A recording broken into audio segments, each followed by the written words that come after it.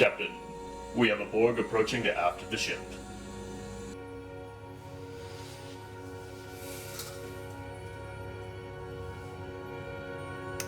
Perfectly alright.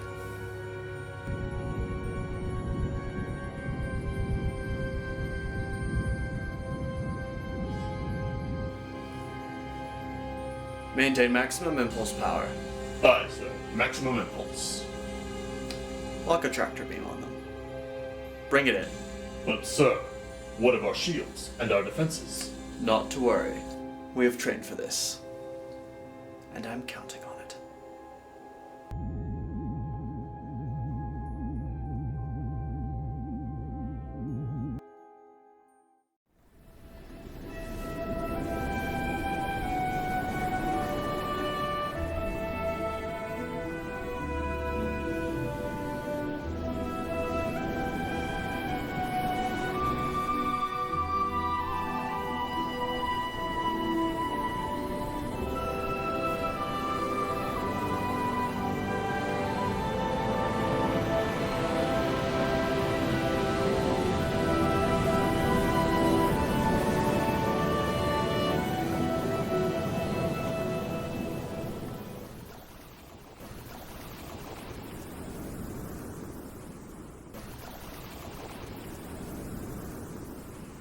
Hello, YouTube, and welcome back to another episode of Atlantean Chronicles.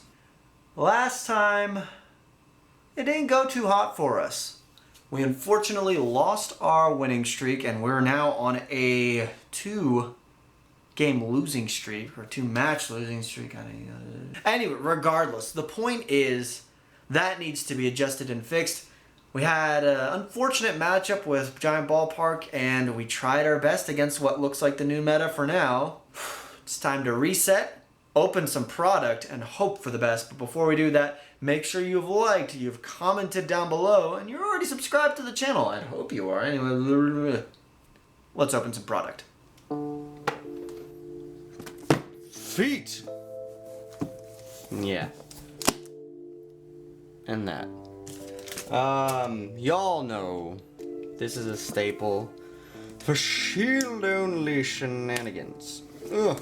Oh my god. There we go. Yes, this is usually kind of like a requirement, I guess, for sealed-only series, because just of the sheer staples that come in here that you kind of need. Cool. And now we have a feet box. We'll get rid of this. We'll recycle it. Reduce, reuse, and recycle. Yes. And we got some field centers, which we're probably not gonna use, if I'm being honest. Because I don't like these ones with the character and the monster. It looks a little too, I don't know, cheap. Ooh, Kaiba. Oh, but I do like me my ghost spells. Yeah. Those are just there. We're here for this. The best deck ever made. The side dot deck. Oh my god. They don't put a tab on these? No, they do put a tab on these. I was about to say, like, I remember there being a tab. I am in remembrance of a tab thing. Okay, let's get out of the way. We know the alt arts of the Ghost Sisters are here. The usable ones, these three. These others they're just kind of here. We'll put them up top here. They're there. These three, if anything, we're definitely including. Catastor's outdated. Brianak, we have a Brianak, so I think it's an upgrade though for our Brianak, so that is a thing to consider. Upgrade for the Brianak.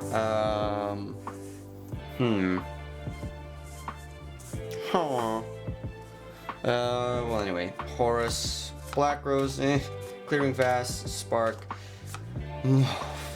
See, he matches.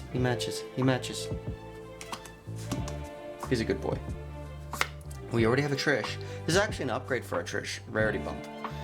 Vermilion Dragon Mech, Dweller is actually really good for us because he also gets the second effect. Bet you didn't know that. If he has originally waters under him, all waters gain 500 attack. He gets that extra boost. And he can also trigger stuff like Dragoons if I detach from him. So this is a good pickup. This is a definite important pickup for us. Honor Arc, we can actually, yeah, works for us too as well.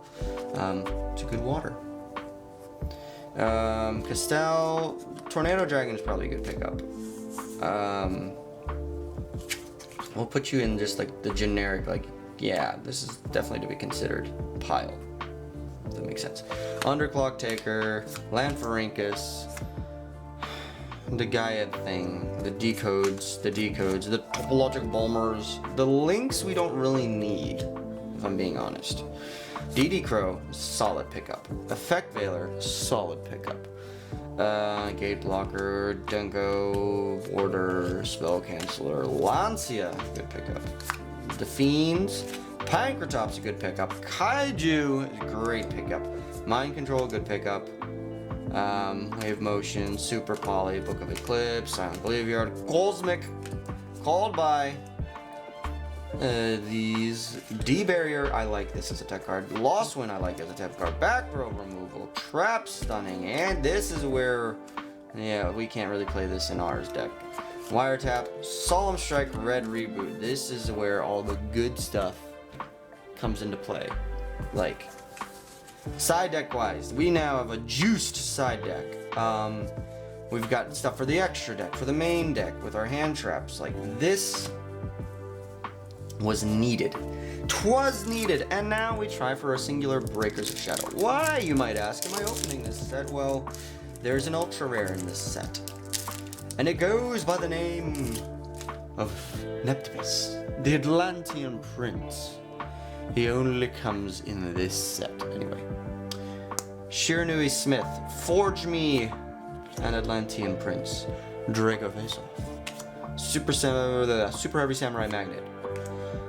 Interrupted Kaiju Summer is not a bad super rare to pick up. I'm not gonna lie, that's pretty good. We do have Kaiju. Risen Gaia, not the best. Not really. Performance Hurricane, Fit Turtle, Destruction Sword's cool, but we don't need you. Dynamis Rush. Okay, the super was not bad. Kaiju Slumber is a better Dark Hole, and we have Kaijus. We also just freshly picked up a Gamma Seal. And we have a Jizukiru. Do we have any other Kaijus in my... I have to go through my collection, but at least we know Kaiju Slumber is live now because of the Gamma Seal and the Jizukiru we already have in our side deck. Time to tweak the deck a little bitsy-witsy.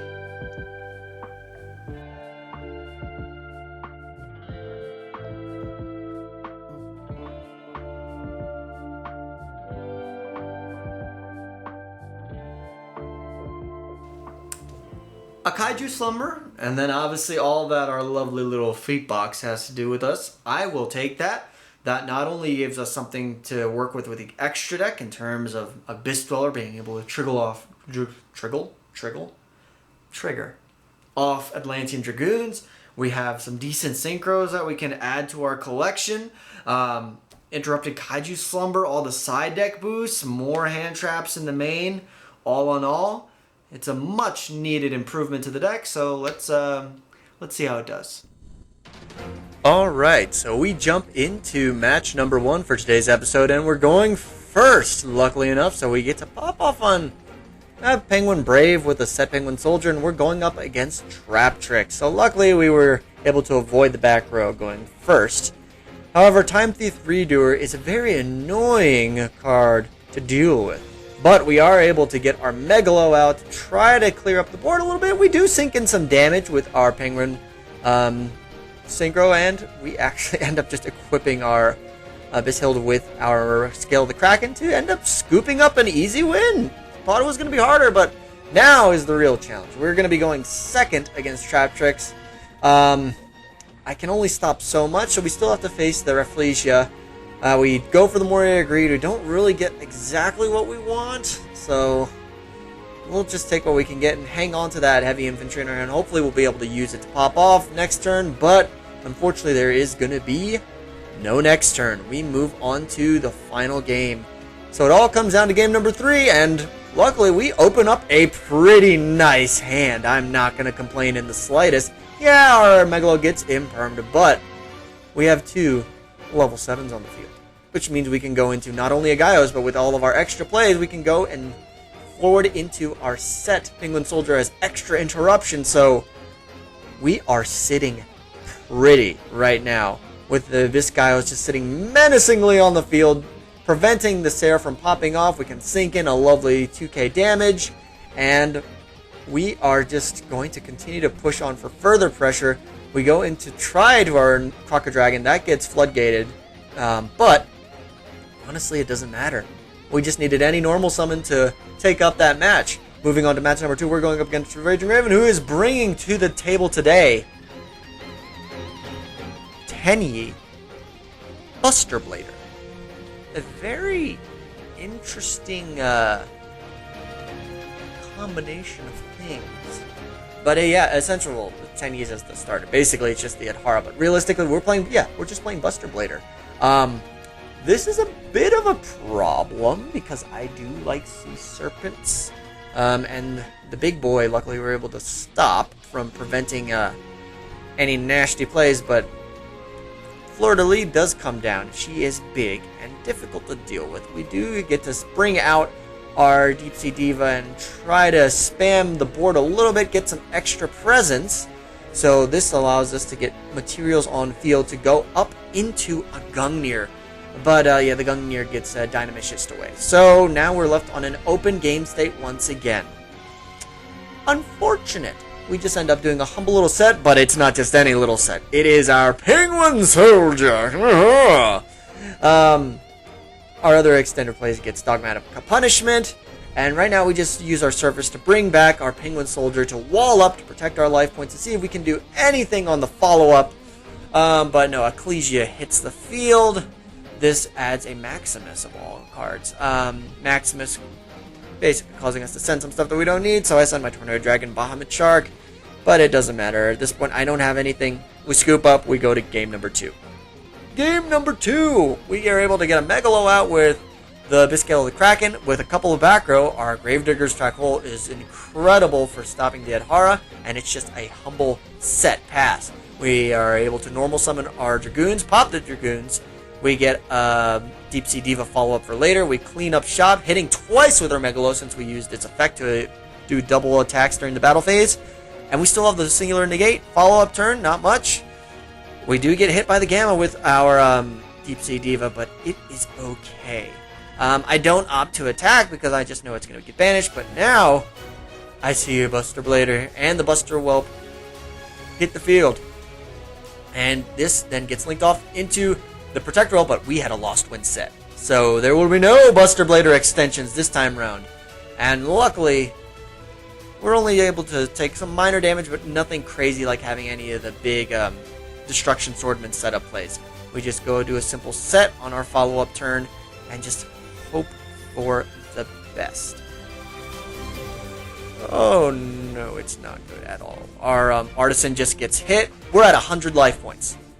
But fear not, we normal summon Diva. It resolves. We bring out Marksman. Marksman's all we needed, actually, to sink in, to claim that game, even though we were in a losing position, because we've already wielded enough life points down. You gotta love it. We move on to the final game. We open up decent. We use our Gen X Undyne to get us up to a Megalo after dumping a Dragoons. But that's really all we can do. Unfortunately, we get our big boy Dynamishist away. We end up normal summoning our Gen X Driller, gets us into our Penguin Synchro, and we are able to cheese out a wee bit, and then I quickly look at the graveyard, seeing what possibilities could be matched. We end up DD Crowing the Schism, preventing any fusion summoning of the like, and, you know, we do not want to have to deal with a Winda, and we end up setting our Penguin Soldier after the entire chain resolves.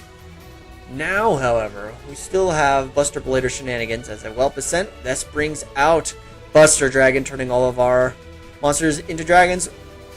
Our Penguin Soldier gets prompted. We bounce everything back up. Fleur de Lis is able to clear my Penguin Synchro, but it's not over yet. El Shadal Construct hits the field. She's able to clean up shop a little bit. Links away into the Buster Protector, well, Link Monster. This time it does get to resolve, and now we are not looking in the best of positions with just a humble defense position. Penguin Soldiers, it's already resolved its effect. Lina hits the field, just battles, clears away, cleans up shop, and now we are, unfortunately, facing down a Winda and a Fleur-de-Lis. My deck relies on special summoning. I don't know how I'm going to come out of this. I try for a Surface, bring out an Undyne to protect my life points. All in all, it ends up being in vain. We lose that match, however, we won that in a very hilarious fashion. A 1-1 record isn't the best, but it isn't the worst. We'll take it. We will take it. Mixed results. We got another match win. Granted, we also lost in the second outing, but that being said, we went to a game 3. That was incredible. We also got to show off Abyssgaios in all its glory at long last. And also, in game 2 for match number 2, being able to swing in with Marksman for just the right amount of damage is hilarious. But some things still need to kind of be tweaked. We need to improve, obviously. Still missing plenty of pieces before this thing is even at considered full power. But we're getting there.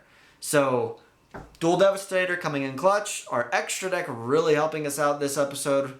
So, I think all in all, I'll take that. It's not the best. Obviously, I'd prefer 2 wins back-to-back. But we take what we can get. We're going to move on to our next episode, hopefully get some really good pulls, improve the deck even more, and hopefully start to see the semblance of a very good Mermaid Atlantean deck. Anyway, that's going to do it for me for this episode. I will see you next time.